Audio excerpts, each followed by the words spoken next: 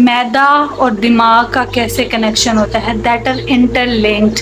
बहुत सारे मरीज़ मैंने अपनी 8 से 9 साल की जर्नी में ऐसे देखे हैं जिनको स्टमक का प्रॉब्लम होता है, बहुत सारे टेस्ट करवा लिए, एंडोस्कोपी करवा ली, मेडिसिन ले रहे हैं, बस ये स्टमक ठीक नहीं हो रहा, खाना हजम नहीं हो रहा, डीप डाउन डिप्रेशन होता है कहीं ना कहीं। That is the most common feature of depression.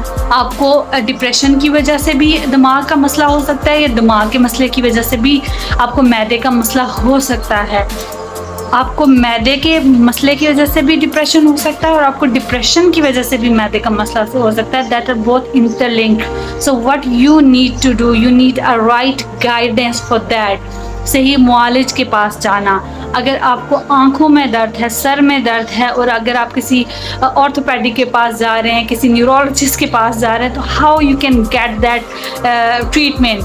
अगर आपको आंखों का दर्द है तो आपको आई स्पेशलिस्ट के पास जाना है। बिल्कुल इसी तरह आपको अपनी नफ्सियाती बीमारी के लिए माहिर नफ्सियात के पास जाना है। That could be a psychologist and psychiatrist. Psychiatrist और साइकोलॉजिस्ट में थोड़ा सा फ़र्क ये है, साइकोलॉजिस्ट थ्रू थेरेपीज़ आपका इलाज करते हैं, और जो साइकेट्रिस्ट होते हैं वो थ्रू मेडिकेशन आपका इलाज करते हैं, और इन दोनों के कॉम्बिनेशन से आप एक हेल्दी लाइफ गुजार सकते हैं।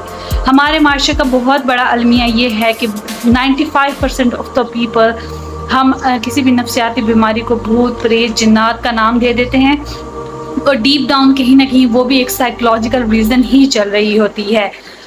मैं ये बिल्कुल डिनाई नहीं करी कि भूत प्रीत नहीं होते, मैं जिन्नात से बिल्कुल डिनाई नहीं करी। जिन्नात अल्लाह ताला की मखलूक हैं, वो बिल्कुल एग्जिस्ट करते हैं, but what you need to do, आपको ये डिफ्रेंशिएट करना आना चाहिए कि ये साइकोलॉजिकल मसला है, नफ्सियाती मसला है, और ये भूत प्रीत या जिन्नात का मसला है, जिसके लिए हमें रूहानी इंसान या रूहानी मालिज के पास जाना चाहिए।